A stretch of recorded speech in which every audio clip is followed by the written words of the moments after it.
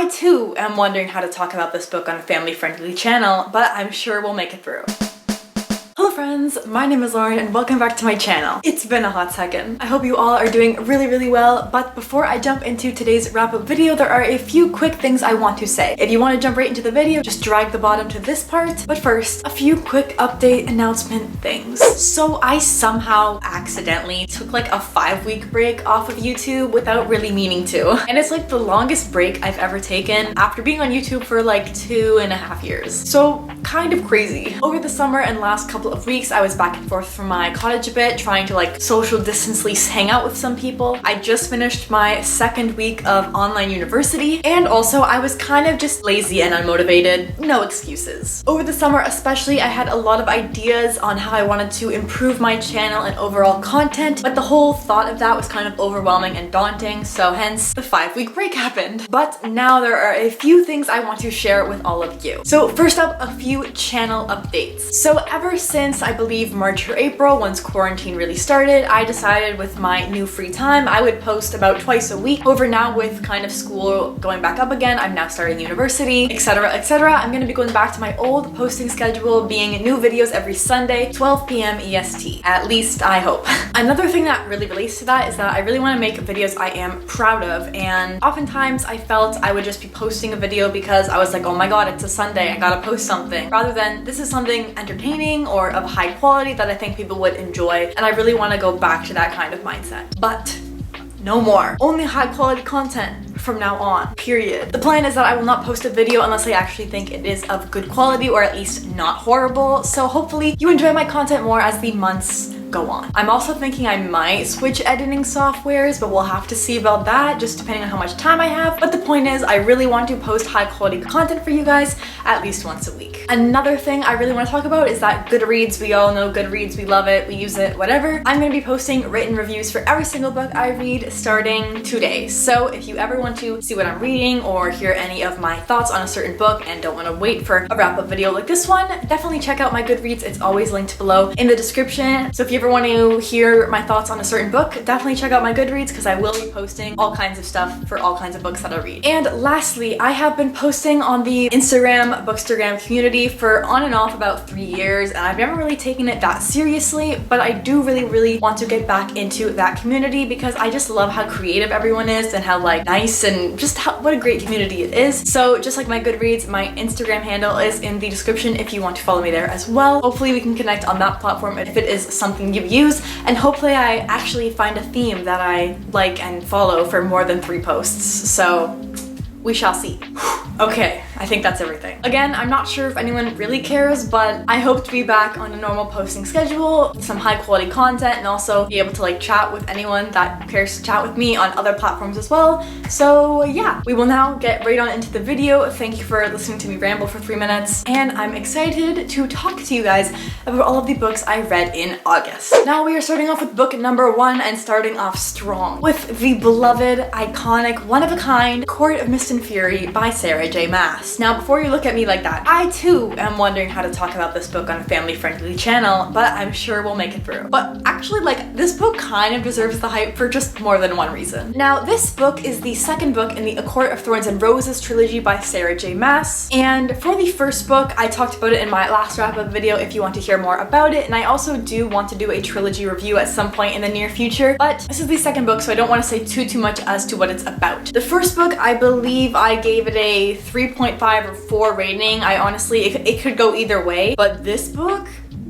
girl, I'm telling you, it is on some next level stuff, okay? I really loved this book and gave it a 5 out of 5 stars. There was just so much about this book that really enticed me, and I just really loved it. I do feel very conflicted with my rating for this book because of the somewhat kind of really problematic stuff that Sarah J. Maas, you know, does. She is kind of known for her lack of diversity and representation in her books, and I believe from what I've seen in the fandom is that a lot of people really love her books, but we're all waiting waiting for her to like, you know, have some diversity. I do feel a little bit conflicted when talking about this book due to that reason. I think, as many people do in the fandom, we kind of really love the characters and the plot and the story, but you know, obviously Sarah J. Maas needs to up her game a little bit, so take that with a grain of salt. Purely for the story-wise, I gave this book 5 out of 5 stars, but I definitely recognize that is a major problem and needs to be fixed, hopefully in her coming books when she, you know, finally reads The Room. But anyways, a little bit back to this book. I really enjoyed the story of this book. I loved the characters and the plot and how nicely everything came together. This book has either one of my all-time favorite or my all-time favorite setting, which is Valeris. It's very magical and I really loved it a lot. The first book, it was okay. At some points I was really engaged, at some points I was not. This book does a great job at really keeping you engaged throughout the story, showing you character development,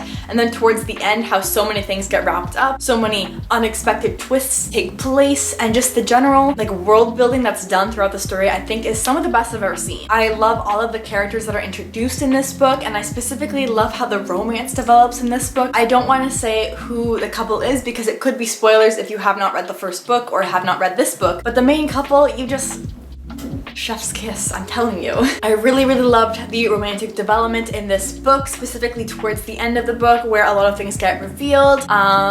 If you've read the book, you know what I'm talking about. I love the ending. It's typical in the second book in a trilogy. Everything just ends in chaos, and I really loved that. A little bit about the first book in the series, we follow Feyre, who is a mortal who lives with her family. They're kind of poor as they struggle through kind of everyday life, and Feyre is hunting in the forest for her family and accidentally kills a fairy without really knowing, and so because of that she has to essentially trade in her life and go live in like the fairy world in exchange for killing one of the fairies. And so once she gets there, she ends up kind of having some feelings for this guy. She's also in the middle of like a political kind of war type thing. It's also meant to be a little bit of a Beauty and the Beast retelling, and in some regards definitely is. It definitely branches off from the original story, but I definitely thought it was a really cool concept, and the world just expands so much more in the Court of Mist and Fury. And I'm actually in the middle of reading the third book right now, and I'm very much looking forward to continuing that one. Overall, I've talked a lot about this book now, but I gave it 5 out of 5 stars. I really enjoyed it. I love the characters. One of my favorite all-time couples, one of my favorite settings happens in this book. I just loved it a lot. You'll get lots of magical feelings. I loved it. It's great. Yes. Now, next up, we have another popular book, but one that was very disappointing, which is Twilight by Stephenie Meyers. Now, I actually do have a full video dedicated to this book if you want to hear my full thoughts, which I will link up here and in the description if you want to watch it. But anyways, I am not really going to describe this book all that much because I'm assuming everyone and their mothers knows what Twilight is about. It was very popular, I think, in like 2010, I want to say. I don't really know. I missed the hype of this book, and I read this book for the first time in August, and I was very disappointed. I gave it a 1 out of 5 stars, and honestly, if I could give a book a 0, like that would be this book. I've never read worst protagonists in my whole life, worst plotline, worst romantic relationship, friendships suck too. Genuinely don't know why everyone loved this book so much. I understand I wasn't there for the hype, but like, I don't get it. We have this lame girl who suddenly loves this vampire dude, and the vampire dude is like,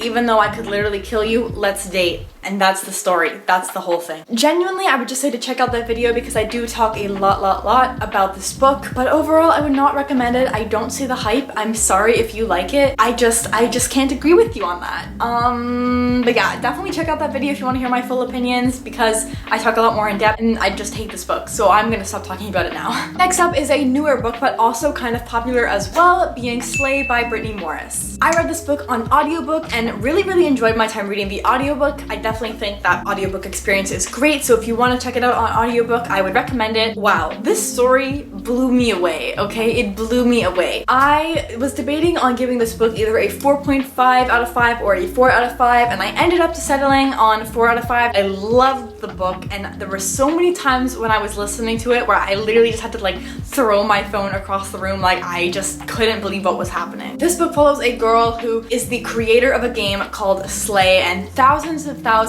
hundreds of thousands of people play this game online. And it is essentially a video game for Black people to go be their true authentic selves without worrying about having any racist remarks against them, and just where they can be themselves and meet other people that just want to play the game Slay. Because she found that the video game world is often not catered towards that community, and so she really wanted to bring something new to the table just so people could actually enjoy themselves while playing. And so no one knows that she is the creator of this game, and we follow her life in high school as she deals with different kinds of friendships and relationships where people might not realize how their words come across, her own internal battles with all of these different things, what she plans to do after high school, how she works on the game, who she communicates with. Overall, it's just a phenomenal story, and so many things happen in this book that just make you want to keep on reading. I think it was like 2 a.m. and I was tired, but I was like, there is no way I'm gonna stop reading now. It just has that kind of amazing energy. And so honestly, I would really recommend this story. If you've read Warcross by Marie Lu, it does have that kind of virtual reality type feel to it. And so if you liked that book, you will probably like Slay as well. And yeah, I just really enjoyed it. I would highly recommend it. And the audiobook is super good. Great experience while reading it. And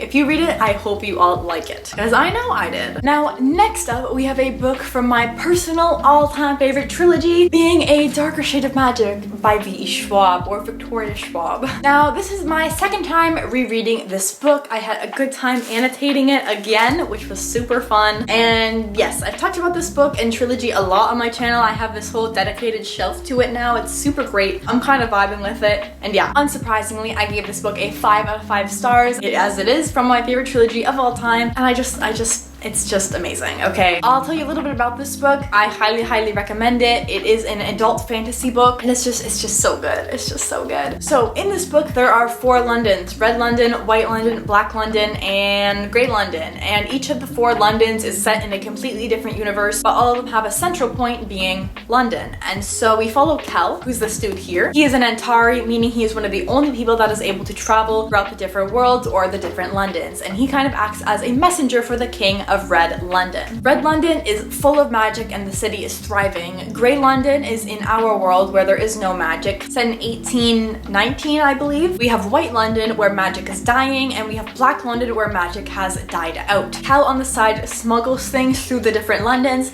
Nothing super crazy, but trinkets here and there for his own personal self-interest, but one day somehow ends up with a piece of Black London. Black London was eaten up by magic and no longer exists, so this relic is very dangerous. The book follows him trying to put this piece of Black London back where it came from, and along the way he meets Delilah Bard, who is in Grey London. So essentially, Cal and Delilah Bard end up teaming up together to essentially put this piece of dead magic back where it came from. There's a whole lot of great characters we meet along the way, a lot of great side characters, a lot of character progression, great interactions. I love the writing style of this book, and it's just so good. And so I gave this book 5 out of 5 stars, and I'm hoping sometime this year to actually finish the trilogy. With school and everything, I haven't quite had the motivation to read all that much, but hopefully I can read A Gathering of Shadows soon, or reread it, I should say. But yeah, I really enjoyed my time reading this book, of course, because it's like one of my favorites, so obviously. And last but not least, we have yet another book from our kind of problematic queen, Sarah J. Maas, being The Assassin's Blade. Now, a lot of people go on and on about how great Sarah J. Maas's books are, and so I believe 2 years ago, I bought the box set Throne of Glass series, and I had yet to read it until 2020. And so one of my goals for this year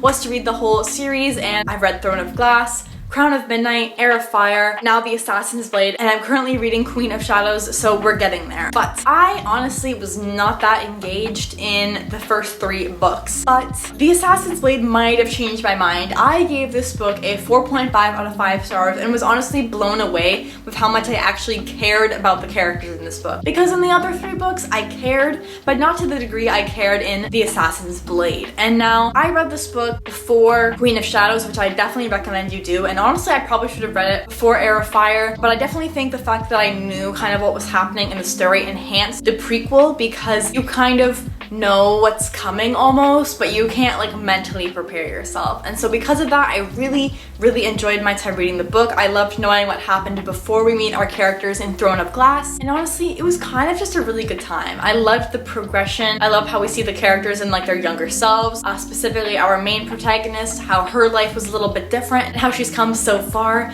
and especially once you go into the future in the other books and see the difference, I thought was really cool. And so because of that, I did give this book a 4.5 out of 5 stars. I don't think it was quite the 5-star level, but it was pretty dang close. Alrighty everyone, that is all for today's wrap-up video. I really hope you enjoyed it, and I do really want to get into some new kind of high quality content, maybe some different things than I normally do. But regardless, either way, I hope you enjoyed this wrap-up. Just wanted to start off with something classic and simple to, you know, bring myself back a little bit into this channel. But regardless, I hope you enjoyed this video, and be sure to give it a thumbs up if you enjoyed it, and please comment down below if you've read any of the books I've mentioned in this video, your thoughts on them, if you like them, if you agree or disagree, because I genuinely like to hear people's thoughts on the same books, and just like, it's kind of cool, you know? Anyways, I hope you all have an amazing day, an amazing night whenever you are watching this, and I will see you all very soon, next Sunday at 12 p.m. EST, because we're back on the posting grind. Anywho, I will see you all in the next one, so until then, bye.